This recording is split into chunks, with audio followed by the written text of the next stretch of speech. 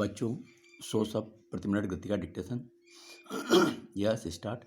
Ukraine पर रूस के हमले के बाद से संयुक्त राष्ट्र में रूस के खिलाफ आए प्रस्ताव पर मतदान के दौरान भारत तीनों बार अनुपस्थित रहा और उसने दोनों पक्षों से बातचीत के जरिए इसका हल ढूंढने की अपील की है।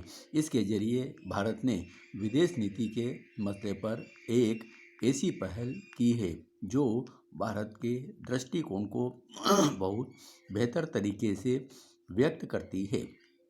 इससे स्पष्ट है कि भारत न तो रूस के साथ है, न अमेरिका के साथ और न ही यूरोपीय देशों के साथ। यूरोपीय देशों में अभी जो स्थिति बनी है वह भयावह होती जा रही है। हमारे देश के बहुत से बच्चे अब भी यूक्रेन में फंसे हुए हैं। इसलिए इस तरह से भारत भी इससे जुड़ा हुआ है। भारत समेत दुनिया भर की अर्थव्यवस्था पर इसका बहुत बुरा परिणाम पड़ने वाला है। शेयर बाजार पूरी तरह से अस्थिर हो गया है। महंगाई लगातार बढ़ती चली जा रही है। जिन लोगों को पेंशन नहीं मिलती है उनके लिए तो परेशानी है ही। जिन लोगों को पेंशन मिलती है उनके लिए भी महंगाई बढ़ने के कारण मुश्किल बढ़ जाएगी। भारत ने जो फैसला किया वह इन सब चीज़ों को ध्यान में रखते हुए ही फैसला लिया है। मौजूदा स्थिति में भारत नहीं चल पा रहा कि यह युद्ध कब तक चलेगा। पश्चिम और नाटो देशों ने यूक्रेन एवं रूस को ऐसे कगार पर खड़ा कर दिया कि उन्हें युद्ध करना पड़ रहा है। ऐसे में भारत ने बातचीत के जरिए शांति की जो पहल की है वह जरूरी है।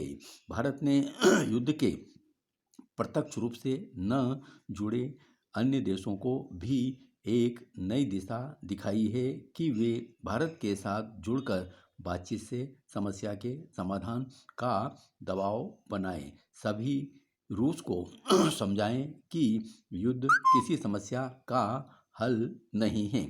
दोनों देश आपस में सुलह करें और जब तक सुलह हो ही नहीं जाती तब तक मानवीय कानूनों का पूरी तरह से पालन करें। निर्दोष लोगों, सेना और अर्थव्यवस्था पर इसके जो बुरे परिणाम हो रहे हैं वे खत्म हों और कम से कम हों। अमेरिका और अन्य नाटो देशों ने यूक्रेन की मदद करने की बात की है कि हम आपको हथियार देंगे, आप लड़िए, लेकिन यह तो कोई अच्छी बात नहीं है। भारत ने रूस को यह नहीं कहा है कि आपने यूक्रेन पर हमला करके अच्छा किया है। ऐसे में कैसे कहा जा सकता है कि भारत ने रूस का पक्ष लिया है। भारत ने सिर्फ शांति का पक्ष लिया है। हमने इसलिए शांति का पक्ष लिया है क्योंकि हमने युद्ध की, आतंकवाद की विभीषिका झेली है। मुझे नहीं लगता कि भारत के मौजूदा रुख से भारत अमेरिका के रिश्ते पर असर पड़ना चाहिए, लेकिन ऐसी कोशिश हो रही है। बहुत से लोग हैं जो नहीं चाहते कि भारत और अमेरिका के बीच रिश्ते बेहतर रहें। चीन के साथ भी हमारे रिश्ते उतने खराब नहीं थे। प्रधानमंत्री ने भी काफ़ी प्रयास किया कि चीन के साथ रिश्ते और बेहतर हों, लेकिन हमने देखा कि चीन के अपने ही अलग तेवर थे।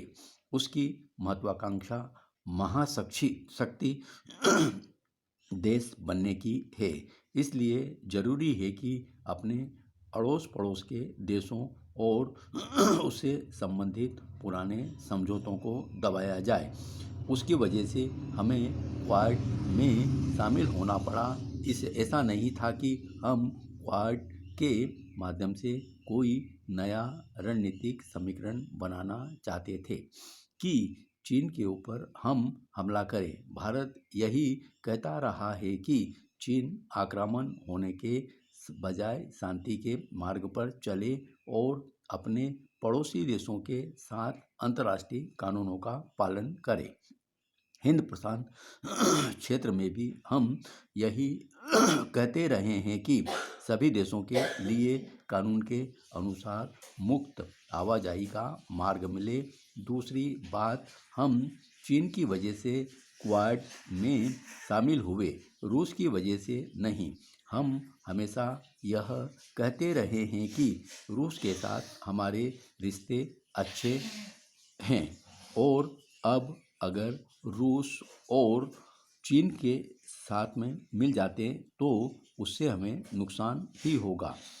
इसलिए हम खुलकर रूस का विरोध नहीं करना चाहते। हथियारों के जरिए हम रूस पर निर्भर हैं। हालांकि इस मामले में हमारी निर्भरता घट रही है, लेकिन अन्य देशों से ज़रूरत के हिसाब से हथियार आपूर्ति न होने की वजह से हमें रूस के साथ हथियारों के लिए नए अनुबंध करने पड़ते हैं।